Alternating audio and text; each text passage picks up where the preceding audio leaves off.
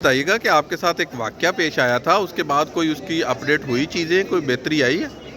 جی میں تو انتظار کر رہی ہوں کہ ایک قانون جو ہے وہ اس سے مجھے تحفظ ملے گا اور انصاف ملے گا.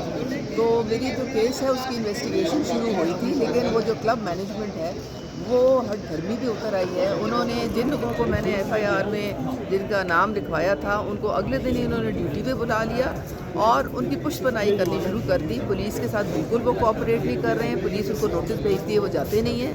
اور اس وقت جو باقی ممبرز ہیں وہ محفوظ نہیں فیل کر رہے ہیں. وہ کہتے ہیں جی ہم نے کلب جانا اس لیے چھوڑ دیا کیونکہ ہم سیف نہیں فیل کرتے. وہاں پہ ہماری لاکرز سے چیزیں نکل جاتی ہیں اور انتظامیہ جو ہے ان کے سر پہ جو نہیں رینگتی ہے.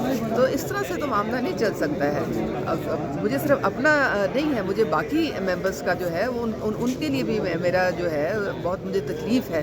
اور اگر یہ انویسٹیگیشن انہوں نے نہ کی تو پھر یہ جو ایک سسٹمیٹک طریقے سے وہاں پہ چوریاں ہو رہی ہیں، جو ملی بھگت سے ہو رہی ہیں، سی سی ٹی وی کیمراز آپ کے باہر خراب پڑے ہیں، تو میں تو بالکل کہوں گی کہ اس کی ذمہ داری جو کلب کا پریزیڈنٹ ہے یہ اس کی ہے، کیونکہ یہ کلب اس کے انڈر آتا ہے. اس کو چاہیے تھا کہ دیکھے جب لوگ ان رائٹنگ کمپلین کر رہے ہیں کہ ہمارے اتنے ہزاروں روپے نکل رہے ہیں لاکر سے، تو ان کو ایکشن لینا چاہیے تھا. کیوں نہیں انہوں نے ایکشن لیا اور اب الٹا جھوٹ پہ مبنی کہانیاں انہوں نے شروع کی ہوئی ہیں. ایز یوزول پروپیگنڈا شروع کیا ہوا ہے کہ اس کو چیزیں مل گئی ہیں اور اس نے پتہ نہیں کیا کیا اور کیا نہیں کیا ہے. لیکن میں تو دیکھیں میں ایک عام شہری ہوں، میں قانون کے ساتھ کھڑی ہوں. میں نے 15 کو کال کی تھی جس طرح ایک عام شہری کال کرتا ہے.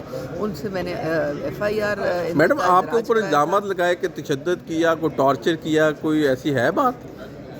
اپنے گردن بچانے کے لیے. اس دن آپ کو پتہ ہے کہ جب میں گئی ہوں تو انتظامیہ کی ایک خاتون ریسیپشنسٹ ہیں، پولیس آنے سے پہلے انہوں نے خود باڈی سرچ کی تھی اور خود کہہ کے انہوں نے کی تھی کہ جی ہم کریں گے ان کی باڈی سرچ.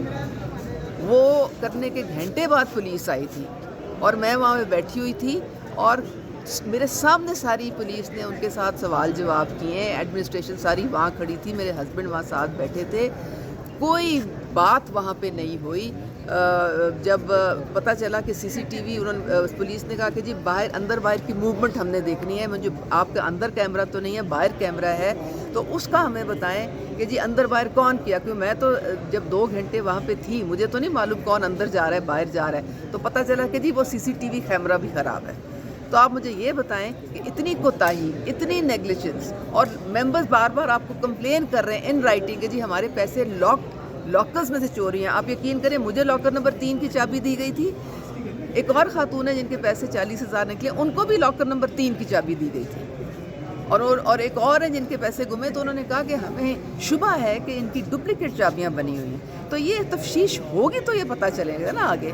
اگر آپ تفتیش روکیں گے، وہاں پہ ایک پشت پناہی کرنے والے کوئی ایک بہت طاقتور لوگ ہیں اور وہ طاقتور لوگ اپنی پورا اثر رسوخ استعمال کر رہے ہیں کہ کسی طریقے سے یہ انویسٹیگیشن رک جائے اور ان کو وہ جو ہے اس کا سامنا نہ کرنا. اچھا میڈم یہ بتائیے، آپ بانی ممبرز میں تھے ہیں اس کلب کے، 80s کی آپ وہاں پہ رہائش پذیر ہیں. کس طرح ہو سکتا ہے کہ الٹا آپ کی ممبرشپ ہی کینسل کر دی جائے؟ یہ بدماشی ہے، یہ دادا گیری ہے. ہم لوگوں نے قربانیاں دی ہیں. مجھے یاد ہے کہ جب میرے ہسبینڈ اور میں ارلی ریٹائرمنٹ لے کے آرمی سے آ کے سیٹل ہوئے تھے ماڈل ٹاؤن میں، ہم نے سڑکوں پہ نکل کے، اس وقت ایڈمنسٹریٹر کے انڈر تھا ماڈل ٹاؤن، سڑکوں پہ نکل کے یہ سوسائٹی ریسٹور کرائی. مجھے یاد ہے فیروز پور روڈ پہ ہم جا کے تو کھڑے ہو گئے تھے، تب کہیں جا کے تو یہ ریسٹور ہوئی تھی. اور اس میں بھی میں شکریہ ادا کرنا چاہوں گی، اس وقت شہباز شریف صاحب چیف منسٹر تھے، تو ان کی مدد سے یہ سوسائٹی ریسٹور ہوئی. میرے ہسبینڈ 6 سال پریزیڈنٹ رہے اس سوسائٹی کے. یہ سوسائٹی اٹانومس ہے، یہ گورنمنٹ کے انڈر نہیں آتی ہے، یہ ممبرز کی سوسائٹی ہے، کوآپریٹو ہے. یہ کلب ہمارا ہے. اور جب یہ کلب بنا تھا مجھے اتنی خوشی ہوئی تھی کہ میں نے چھوڑ کے دوسرے کلب میں ادھر آ گئی تھی کہ چلو جی اتنا اچھی فیسلٹی بنی ہے تو بہت فائدہ ہوگا ممبرز کو.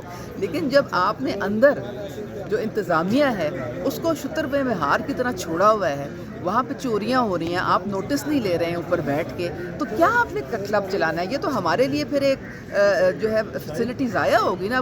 ممبرز سیف ہی نہ فیل کریں تو کیسے جائیں وہاں پہ؟ اچھا آپ کی پریولیج کمیٹی بھی ہوتی ہے اور مریم نواز نے آپ کو نوٹس کر دیا، یہ کیا بات ہوئی؟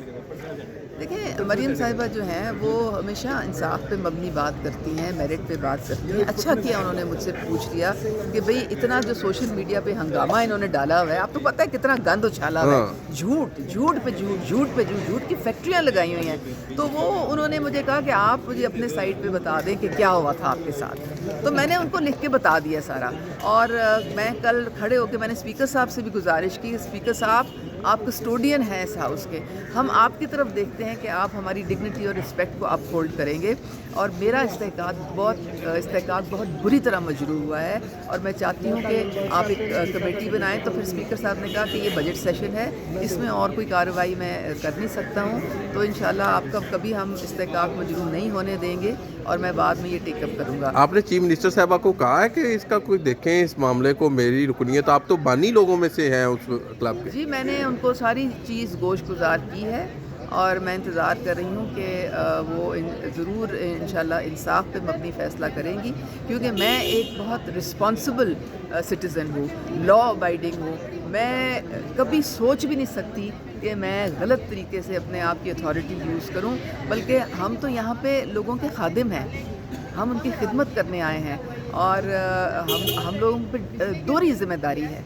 तो मैं तो पूरी तरह से जो है मैं अपने लिए नहीं लड़ रही हूँ, मैं सारे मेंबर्स के लिए लड़ रही हूँ। वो सब मेंबर्स जिनको नुकसान हुआ है वहाँ पे, वो सब मेंबर्स जिनके लॉकर से चोरियाँ हुई हैं। तो ये मामला जो है सिर्फ मेरे लिए नहीं है, ये सब के लिए मुश्तरका है। Thank you.